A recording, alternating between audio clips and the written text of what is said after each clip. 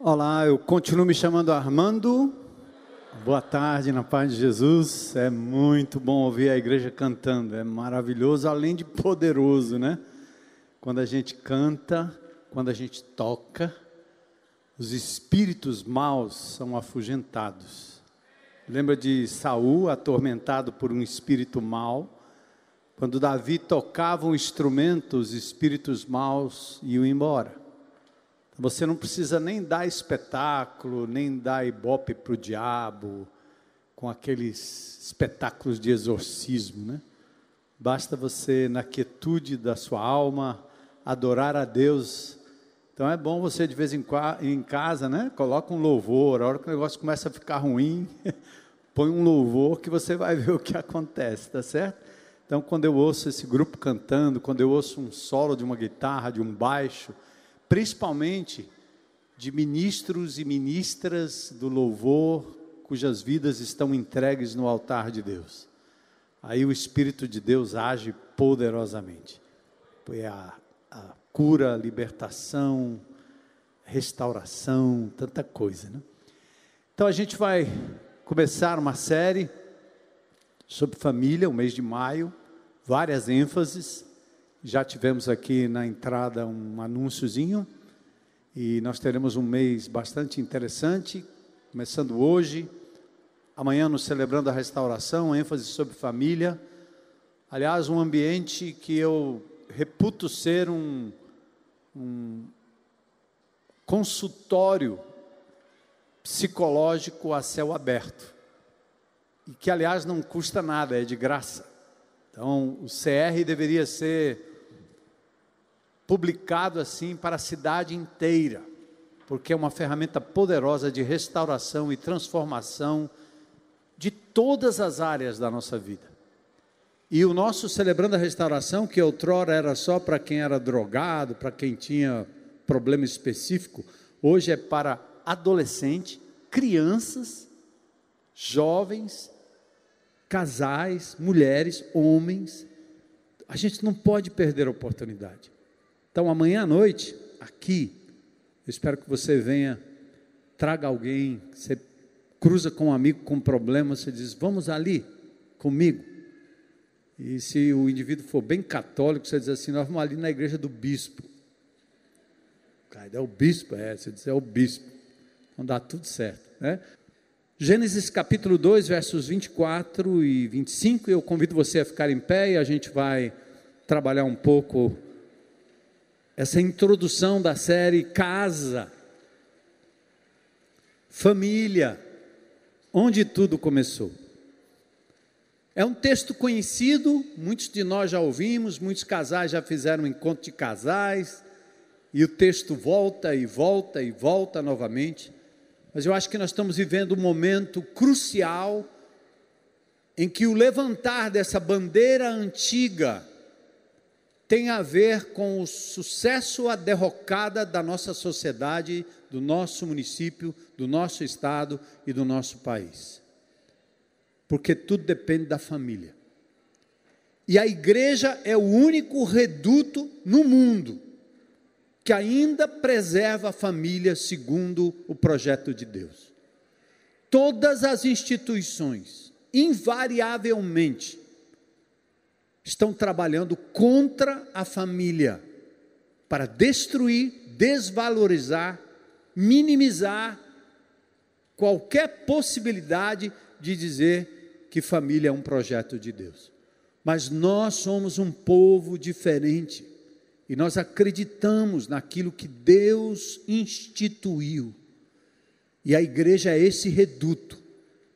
E embora você ou qualquer pessoa tenha tido uma experiência negativa em relação à sua família, você lembra, Salmo 27:10, se o meu pai e minha mãe me abandonarem, o Senhor me acolherá. E aqui nós aprendemos o que é ser família, e Deus é poderoso para reconstituir, restituir, recomeçar, mesmo aquilo que foi quebrado, destroçado pelo diabo ou pelos nossos próprios pecados. Por isso, Deixa o homem pai e mãe e se une à sua mulher, tornando-se os dois uma só carne. Ora, um e outro, homem e mulher, homem e sua mulher, estavam nus e não se envergonhavam. Senhor, fala conosco, continua falando, que a tua presença agora se manifeste através da tua palavra sendo explanada, que tudo aquilo que eu disser, como homem, como ser humano falho, o teu Espírito Santo possa filtrar, para que os corações entendam princípios que sejam bíblicos, palavra de Deus lida, cantada, explanada, para a glória do teu nome. Eu me submeto à ação do teu Espírito Santo, para que o teu povo saia daqui, crendo naquilo que o Senhor instituiu, família, casa, valores e princípios judaico-cristãos, que valorizam a família como o útero da formação da personalidade do indivíduo. Perdoa-nos, Senhor, por termos sido ao longo da história até instrumentos de mau testemunho na família, para nossos filhos, para a nossa geração. Perdoa a tua igreja, perdoa o teu povo e dá-nos novamente uma chance de não apenas vivermos família segundo o teu coração e a tua vontade, Deus, mas sermos um farol à noite para essa sociedade tão perdida. Pedimos isso, Senhor, porque é um milagre que só o Senhor pode fazer, em nome de Jesus. Amém. Podem sentar.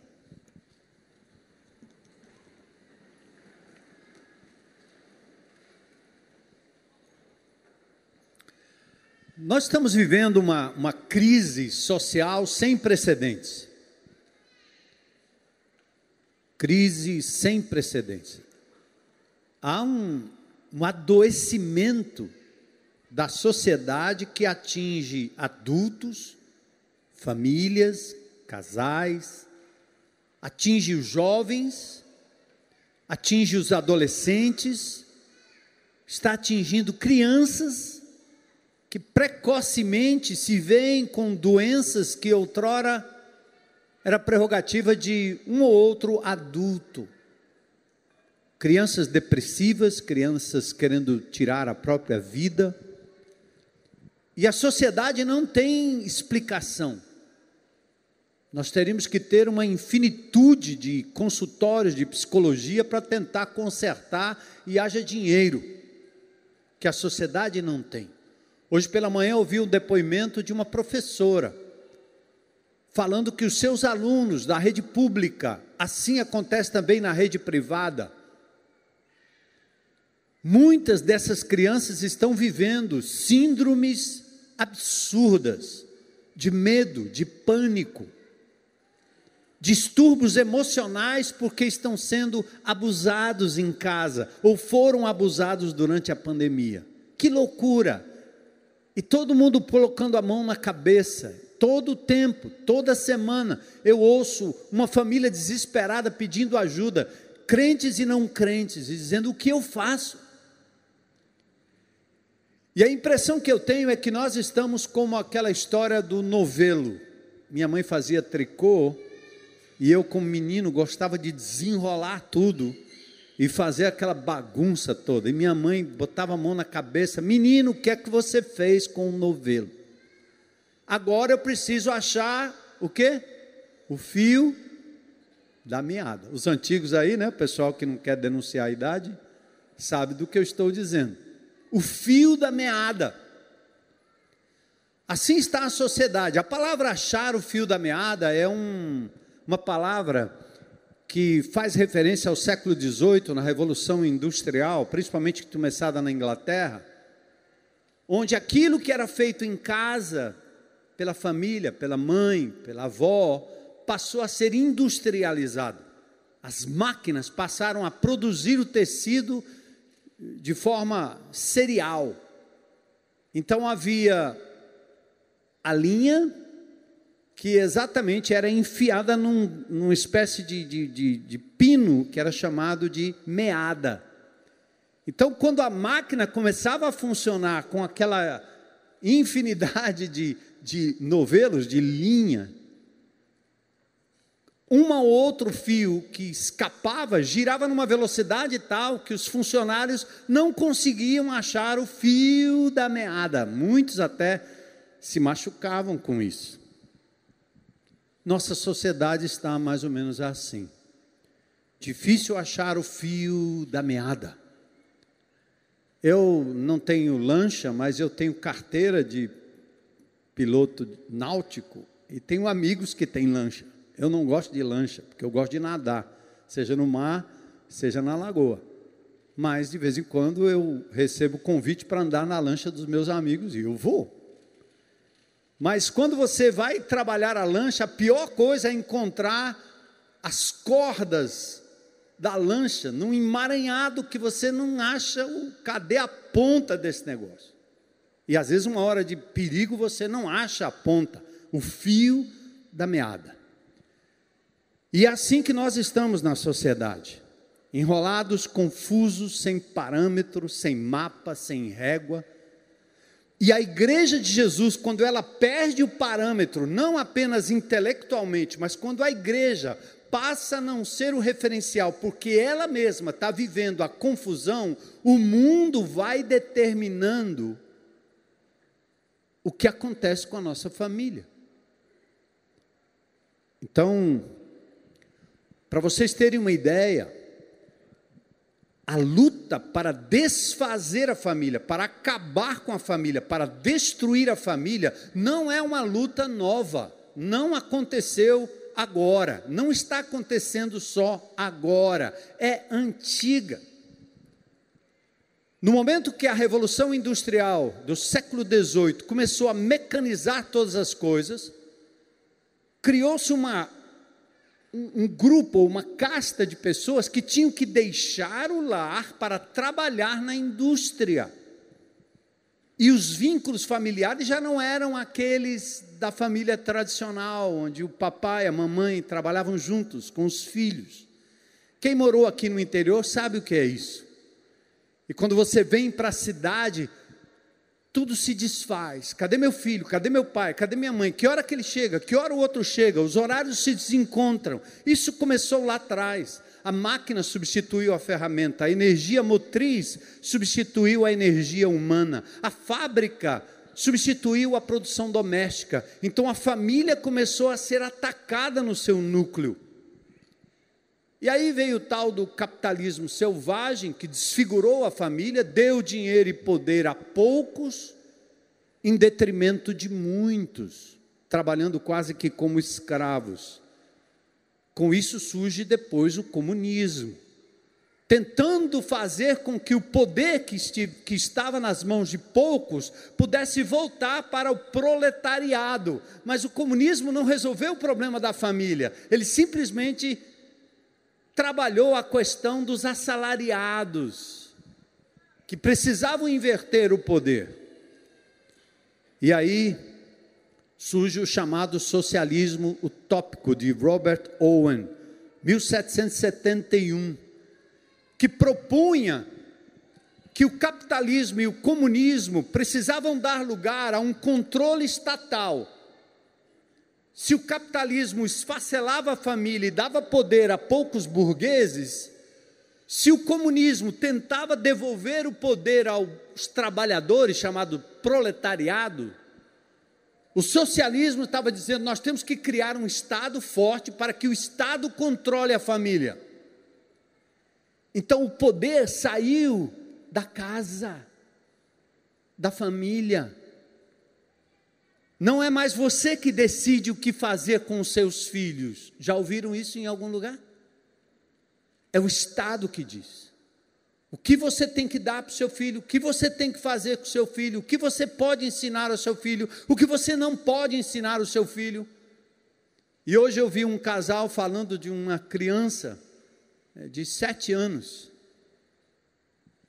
que quase invoca ou evoca o Estatuto da Criança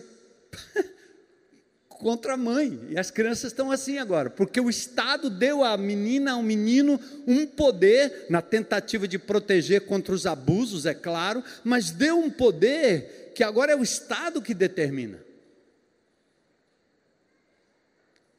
Então, eu estou dizendo a você, amado irmão e irmã em Cristo Jesus, olha o que o mundo, que jaz no maligno, está fazendo com a família.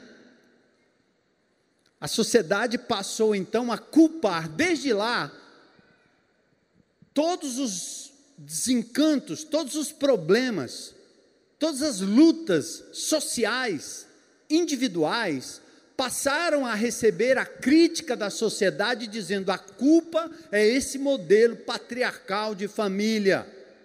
A culpa é esse tipo de estrutura familiar judaico-cristã. A culpa é do cristianismo. A culpa é da Igreja de Jesus, que está tentando implementar um negócio arcaico que não funciona mais. Ora, que bom!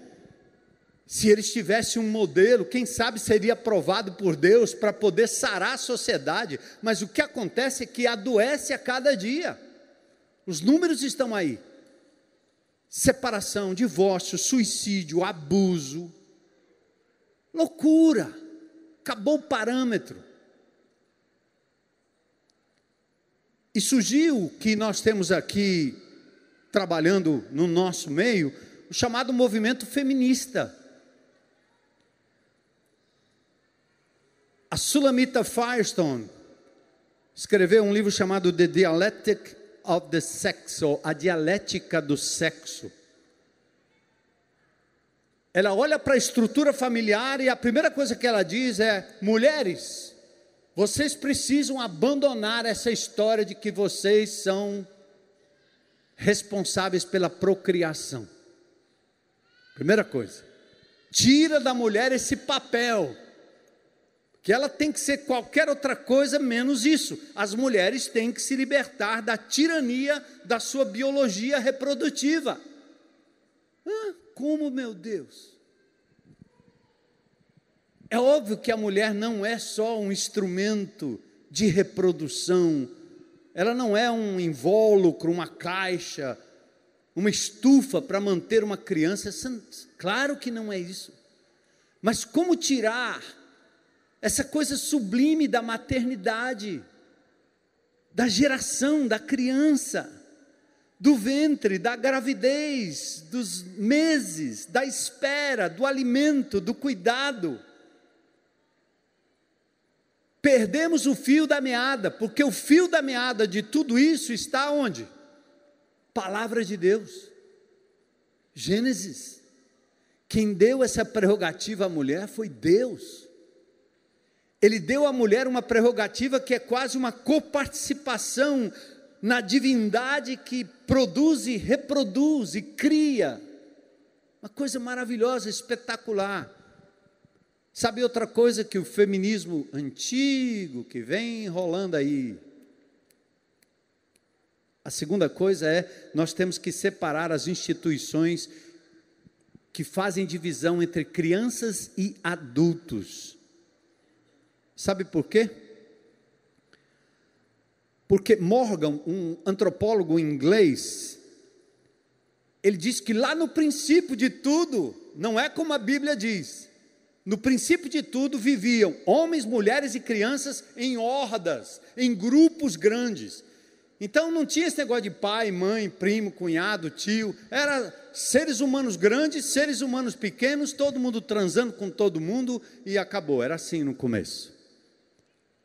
E os caras inventam esse tipo de coisa porque é isso que eles estão tentando pregar hoje. Erotiza sua criança. Pedofilia não é crime. Até no sistema prisional, os prisioneiros que estão lá sabem qual é o artigo da infração do pedófilo. E se eles pegarem, eles matam. Tem que separar. Até os bandidos que matam meia dúzia de pessoas têm um senso de que esse tipo de crime é impensável, inimaginável, você violentar uma criança. Mas a igreja de Jesus, a sua mente, nós estamos sendo bombardeados. Nós temos correntes de governo nos levando para esse tipo de coisa, para uma sociedade completamente esfacelada na sua estrutura familiar, para que a gente viva como hordas. E a última coisa que a senhora Sulamit Firestone diz no seu livro, é que nós devemos dar liberdade para o incesto, onde pais possam transar livremente com seus filhos. Misericórdia, Deus!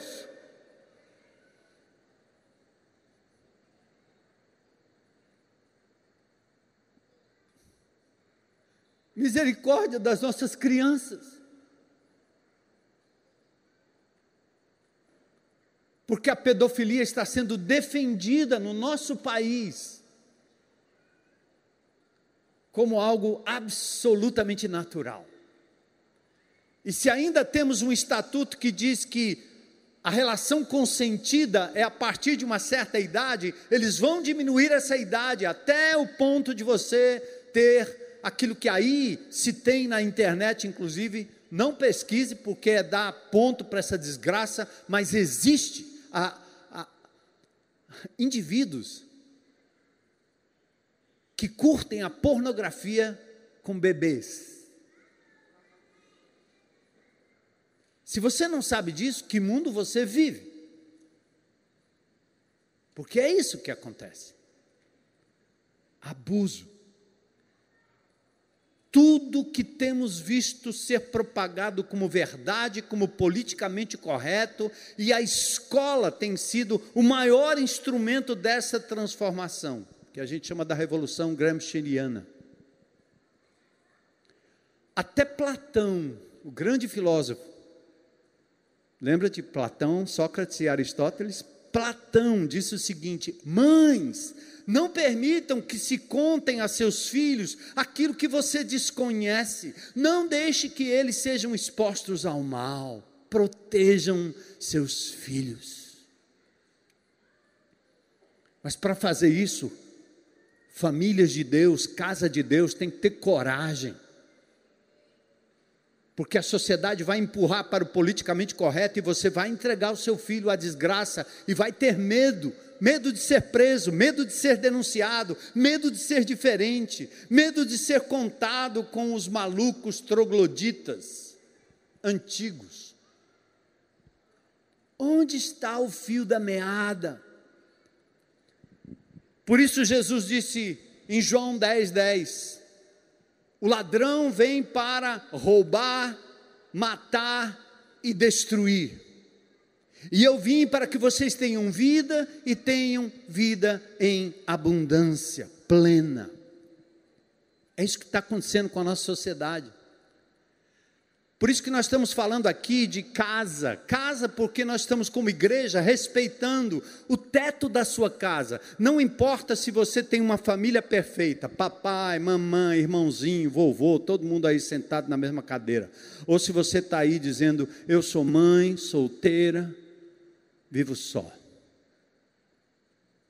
Eu fui abusada, eu fui abandonada, eu fui deixada e eu vivo só. A igreja está dizendo, você pode levar Jesus para dentro da sua casa e acreditar no projeto de Deus, mesmo que você tenha se frustrado com ele. Isso é coisa de homem, isso é coisa do diabo, mas você crê no Deus Todo-Poderoso.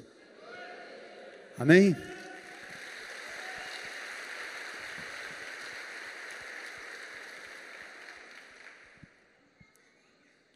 Gente, por que o diabo tem tanto interesse em atacar a família? Porque a família é um lugar seguro, a família é o lugar onde Deus preparou para formatar a personalidade do indivíduo. Todos nós, a nossa personalidade, o nosso jeito de ser, tudo que aprendemos, afora a questão genômica, a questão do nosso DNA, daquilo que nós herdamos dos nossos pais, mas muito do que somos tem a ver com como nós fomos tratados na família. Senso de valor. Se o seu pai, sua mãe sacrificaram coisas reais por você, você diz: eu tenho valor. Eu digo, por que uma menina ou um menino não se entrega ao traficante, ao bandido, ao explorador sexual? Quando o explorador sexual dá a ela alguma coisa que diga: você é linda, você tem valor, você é legal, você é isso, você é aquilo, ela diz: isso que você está me dizendo não é nada comparado àquilo que eu recebo na minha casa. E eu não vou trocar o amor do meu pai, o amor da minha mãe, por esse amor fútil. Eu me lembro de uma ilustração da joalheria. Os ladrões, ao invés de entrarem lá com os fuzis ou com as armas, para roubar a joalheria, tipo assim, me dá tudo aí. Sabe o que eles fizeram? Eles entraram numa noite e trocaram as etiquetas. Então, joias que poderia valer assim 10 mil, eles botaram 100 reais.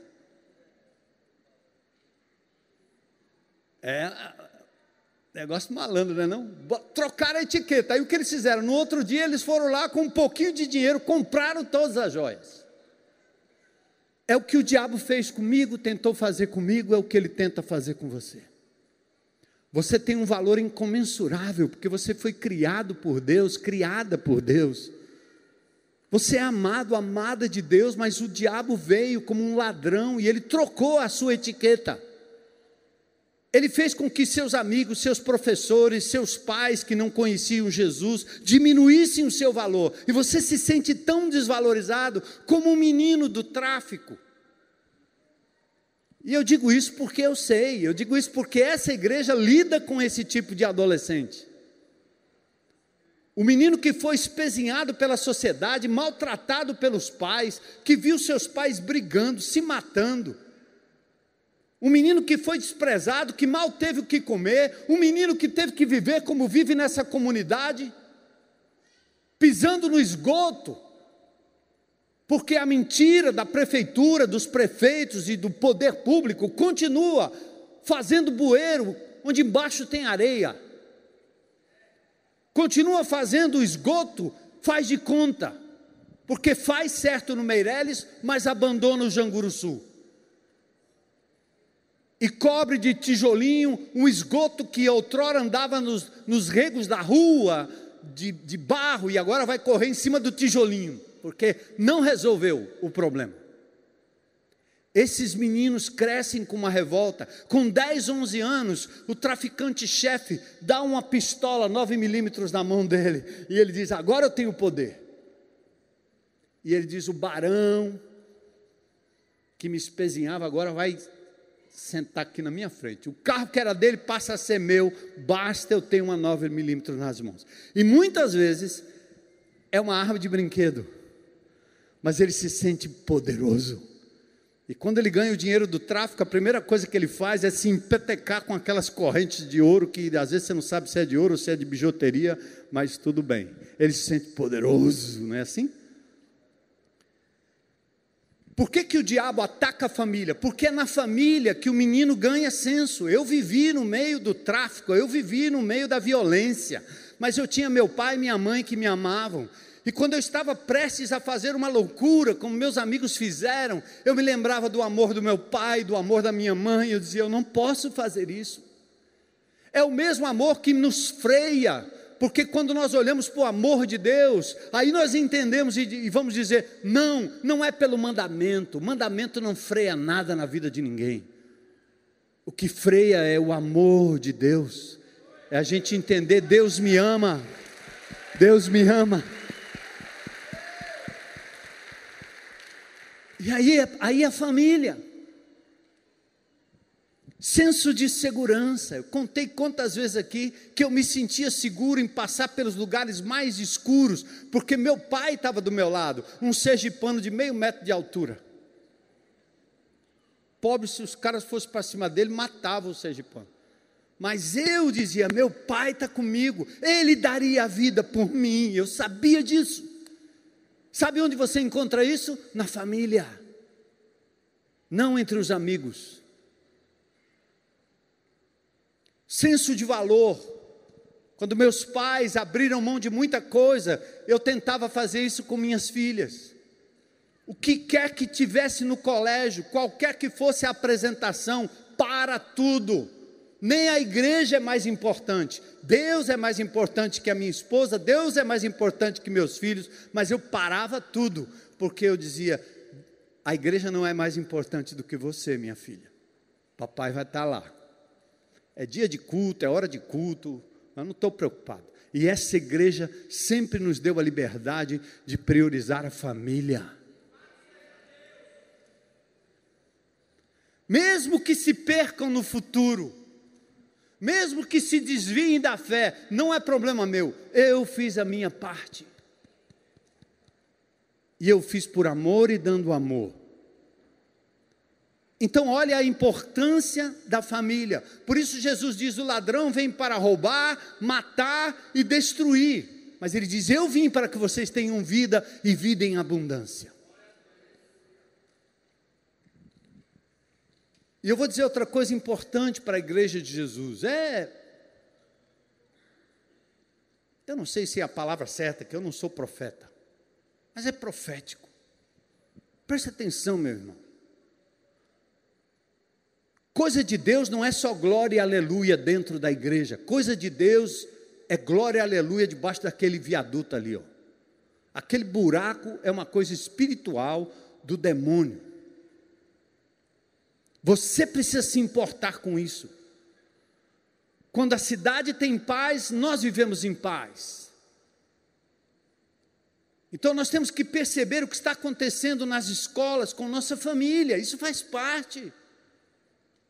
Tem que se indignar, tem que dizer que não, tem que dizer que não concorda, tem que dizer que isso é antibíblico, tem que dizer que não vou permitir isso, eu trago meu filho para casa, eu faço qualquer coisa, mas isso vocês não vão ensinar.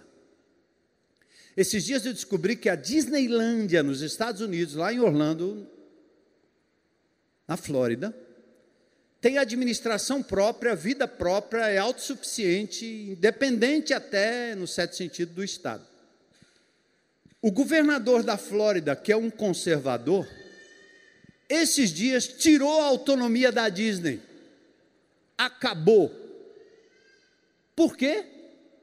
Porque ele, governador, baixou um decreto que nas escolas da Flórida não se poderia ensinar às crianças pequenas orientação sexual e ideologia de gênero. Nada contra quem quer fazer sua opção homossexual. Essa igreja nunca foi, nunca menosprezou. Eu tenho amigos que são homossexuais. Essa igreja tem pessoas que frequentam aqui que têm... Esse não é o ponto. O ponto do DeSantis, do governador, foi: faça a sua opção, mas não imponha isso às nossas crianças. Não tente dizer que isso é uma coisa natural, que as crianças precisam saber e conhecer e optar, sem que os pais tenham o poder. Aí é o Estado querendo dizer o que fazer. E o DeSantis disse: aqui não. Nada disso. Por quê? Orientação sexual é algo que pertence à família. E a Disney teve que se enquadrar. Para mim, esse é um posicionamento espiritual. Nós devíamos estar orando por isso. Olha o que o apóstolo Paulo disse a Timóteo, falando sobre os últimos tempos. 2 Timóteo 3, 1-3. Saiba disto. Nos últimos dias sobrevirão o que, gente? Tempos terríveis. Os homens serão o quê? Egoístas, avarentos, presunçosos, arrogantes, blasfemos, ingratos, ímpios, sem amor pela família e mais amantes dos prazeres do que amigos de Deus. Nós estamos sob ataque, mas a igreja é o bunker, o reduto, a trincheira de resistência. Amém? Nós vamos resistir até o fim.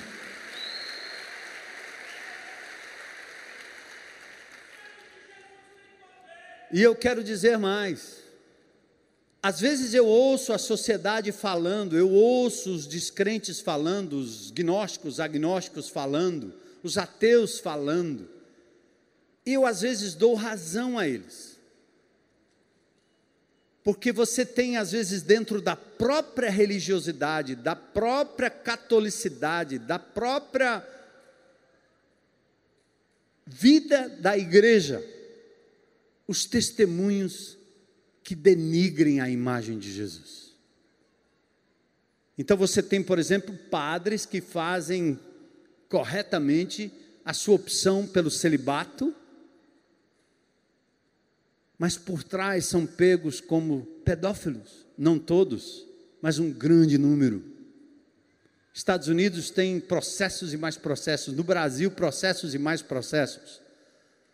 Anos atrás eu me envolvi com um indivíduo que subia a serra de Baturité para ver Nossa Senhora aparecendo na nuvem, e aquele indivíduo foi acusado de abuso de menor, e eu fiz parte do processo, orientando e ajudando no inquérito, porque o delegado não sabia nem como enquadrar um indivíduo desse.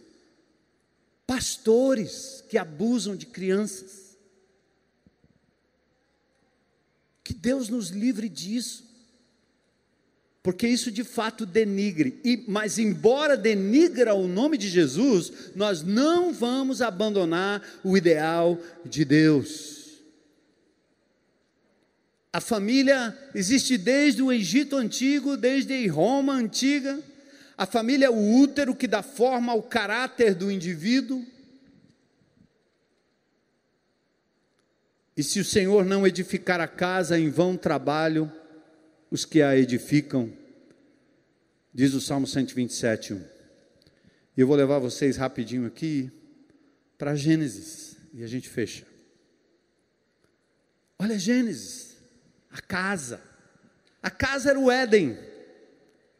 Gênesis 1 e 2 atestam a criação do universo por um ser superior, inteligente, pessoal, paralelo encontrado em relatos outros da Babilônia, por exemplo, Enu-Meleche, e você pode olhar em vários escritos de tribos, em lugares remotos, falando sobre criação, monoteísmo como fonte, e até o dilúvio.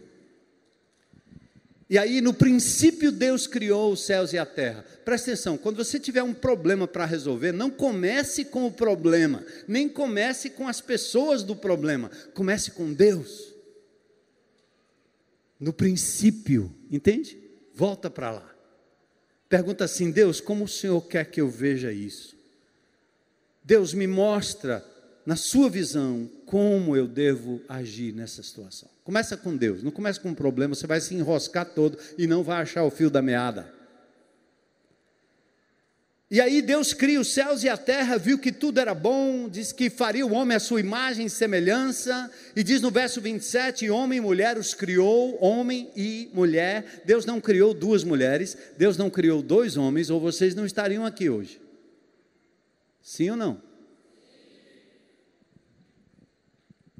Com todo respeito à opção sexual de quem quer que seja. Aliás, a minha tese, lidando com pessoas que têm a tendência homossexual, eu gosto da palavra homoafetividade, porque eu acho que muitas meninas e muitos meninos entram nessa relação por falta de afeto, ou em busca de afeto. Alguns, e talvez a grande maioria, do que eu tenho visto ao longo desses 40 anos, são meninos e meninas que viram em casa o péssimo exemplo do pai que batia na mãe que dominava tudo,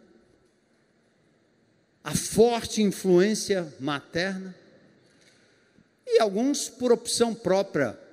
Tudo bem, respeito você, mas Gênesis não foi assim. Deus não criou assim. Isto não é a natureza da criação de Deus.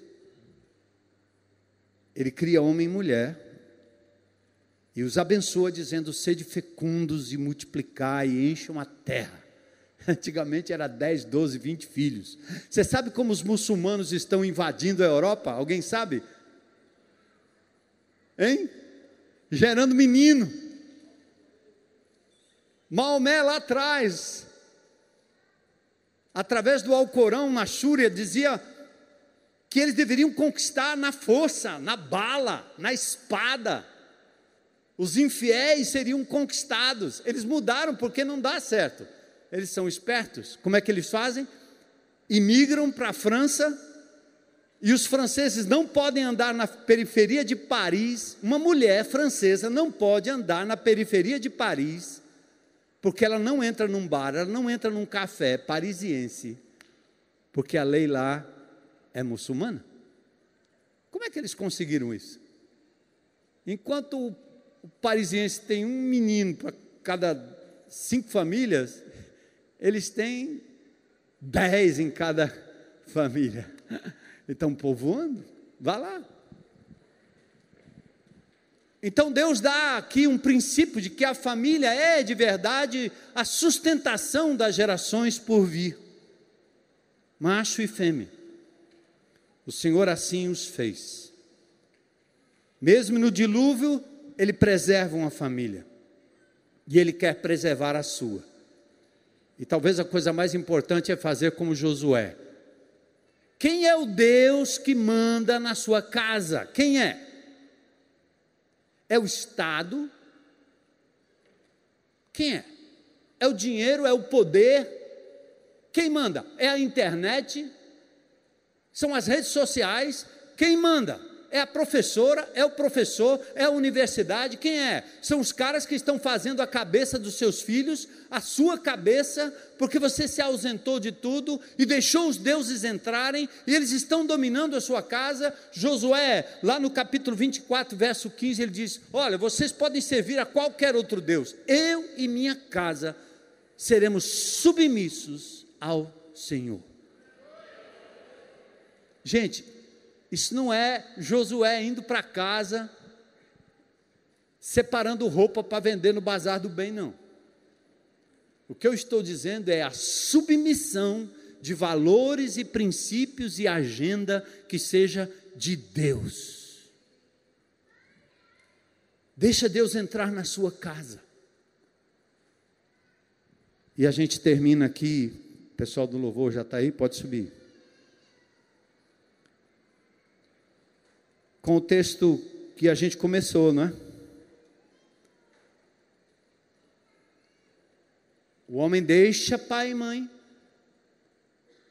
Isso quer dizer, não volta lá para ser dependente do seu pai e da sua mãe, ensina isso. Isso quer dizer, papai e mamãe não intervêm, não interfira na vida dos seus filhos quando eles saírem debaixo da sua autoridade. Eu tenho 2 filhas, casadas, foram entregues, e eu não tenho mais autoridade sobre a vida delas. Enquanto estava debaixo do meu teto, a autoridade era minha, para cuidar, para amar, zelar e etc. Elas deviam obediência a mim, eu deveria honrá-las, elas me honravam, e era assim que aconteceu. Hoje elas não devem obediência, elas devem honra, sempre. Por isso deixa pai e mãe, não se meta na comida da sua nora. Mamãe.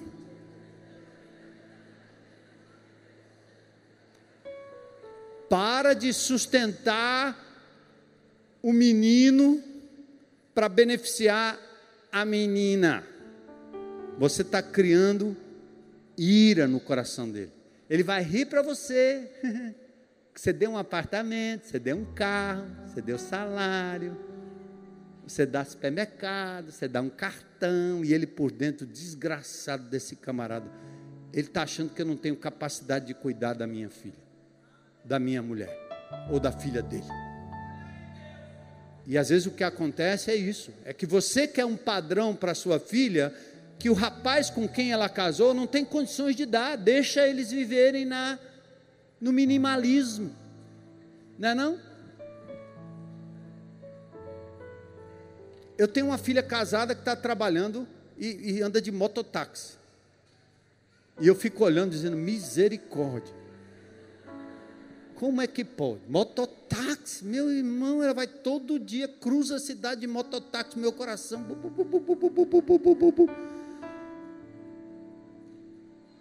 que é que o papai quer fazer? Ô, minha filha, eu tenho um carro, eu ponho gasolina, vai lá, para você é muito perigoso, um dia você pode cair. O máximo que eu fiz foi dar um capacete para ela.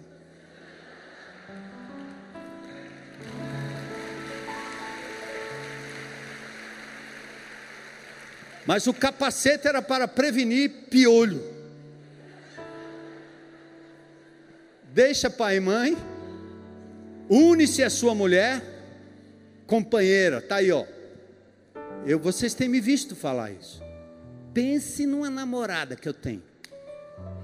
Porque eu não casei com ela com o bucho, e nem com um bocado de menino. Às vezes você casa e já vem os agregados. Né? Respeito, tá bom. Você tem que dar um jeito, mas mesmo assim, meu amigo, traça a linha aí, porque a pessoa mais importante na sua vida é a sua amada, é o seu amado. É isso que Deus quer. Então aí, todo mundo foi embora, e enfim sós, e a gente fica naquela, porque nós somos uma só carne. E diz, um ou outro estavam nus e não se envergonhavam. Transparência total. Não tem segredo. Somos o que somos, amados e valorizados com o envelhecimento, com as rugas, com o cheiro, com o chulé. Porque a casa é a realidade, não o que se faz na internet.